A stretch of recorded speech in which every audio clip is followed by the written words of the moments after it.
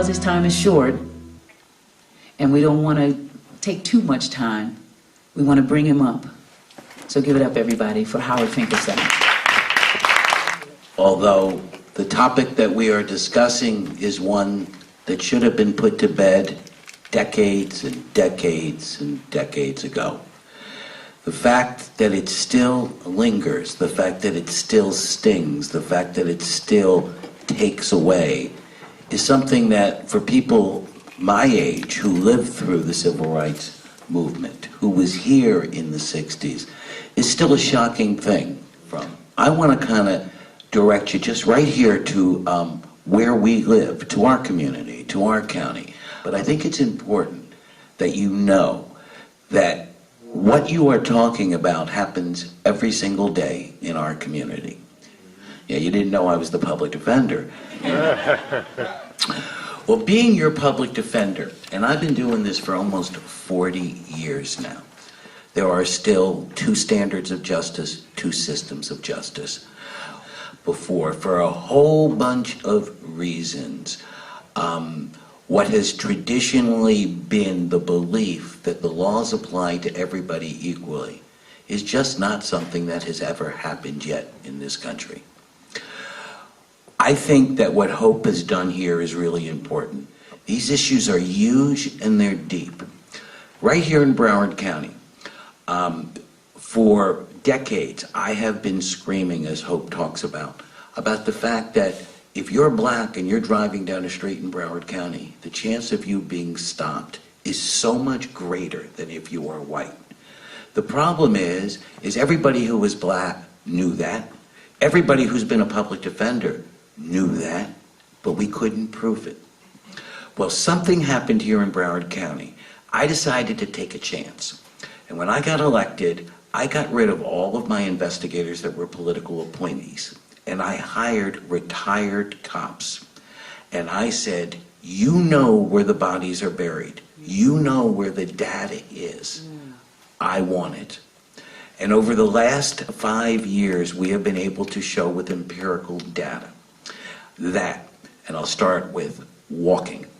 If you are black, you might be surprised to find out that we have in many cities a law that says it's illegal to not walk on a sidewalk. Now, I've been a lawyer for almost 40 years. I didn't know that. I'd never heard of it. When we looked, we realized that every single person in Broward County that got a citation for not walking on a sidewalk, 96% of them were black. Wow. That's not possible unless it's a target. Well, the target was, and these were mostly kids walking home from junior high and high school. And this would never be allowed in my neighborhood because I would go batshit crazy if some cop grabbed my 15-year-old kid, threw him on the ground, and searched their backpack. So I unleashed my investigators, and we went out, and we found that all of these citations were in certain neighborhoods in Pompano and in the northwest section of Broward, right around near Dillard High School. And then we looked a little closer, and we found out, and you're not going to believe this, there were no sidewalks. The city had never, ever appropriated money to build any sidewalks in poor black neighborhoods. So poor black kids walking back from school were being stopped, searched, and in some cases given a citation, and if something was found in their backpack, they were charged with a crime for not walking on a sidewalk that didn't exist. So I said, okay, if this is happening to kids, there's more. We then realized, because we had a couple of kids, young people, that were charged with possession of drugs, and that happened because they were riding their bike. Okay, so I just explained to you about walking while black. Well, now we have biking while black. Wow. In the city of Fort Lauderdale, you have to register your bicycle. Now, as you can imagine, black people and white people use bicycles at about the same percentage, and they're mostly young people. Well, what was happening was if you rode a bike and you didn't have a registration affixed to your bike, you were being stopped, you were being searched, you were being beaten up, you were being arrested. So we got a hold of all the data, and what we found out was in Broward County, of all of the people that were issued citations for biking for biking without being registered, 94% were African American. Oh, come on.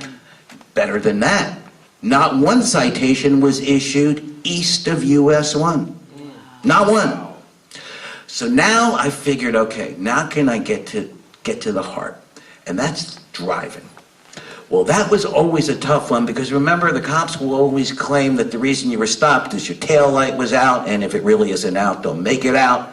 That we knew that people who were of color were being stopped when people who were white weren't, but we couldn't prove it. When they passed that new seatbelt law, I had an idea. I said, this is a good way to look. Because if you're driving down the street and you're not wearing a seatbelt, does anybody think that black people don't wear seatbelts more than white people? Really? I mean, really. So what we found was that 70% of every citation for not wearing a seatbelt was issued to black people. So the bottom line in Fort Lauderdale is, if you're black, you'd better not walk, you'd better not bike, and you'd better not drive, or you're going to be stopped. That, and although it sounds funny when I say it, when you really look at what happens, it's not funny at all. No, it's not. Because what happens then, and this is why it has, you know, you're going to hear from speakers about economic disparity. One of the main reasons for young black people not having a fair shot is they can't get out of the neighborhood without a rap sheet. Why? Not because they're doing anything different than white kids. Here's the difference. My kids are now 27 and 25, and when they were a little bit younger, they were like every other kid that age. They were drinking their tequila, smoking their marijuana, walking around with their bongs. The difference was no cop would ever break my door down, knock my wife on her ass, run into my kids' room, and search through their drawers. That happens every hour of every night in certain neighborhoods. Now, what does all this mean?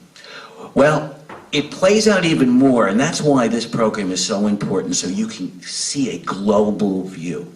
You would think that we could go to court, and once we put this out there, we're going to get relief because everybody can see that this is wrong. Well, we have 100 judges in Broward County. 6 are black. 6. You may not know this, or you might know it. We live in a majority-minority community, which means when you add up all of the minority groups, they constitute more than 50% of our community. Yet only 6 judges are black. So they come into that courtroom with a predisposition not to hear and not to see.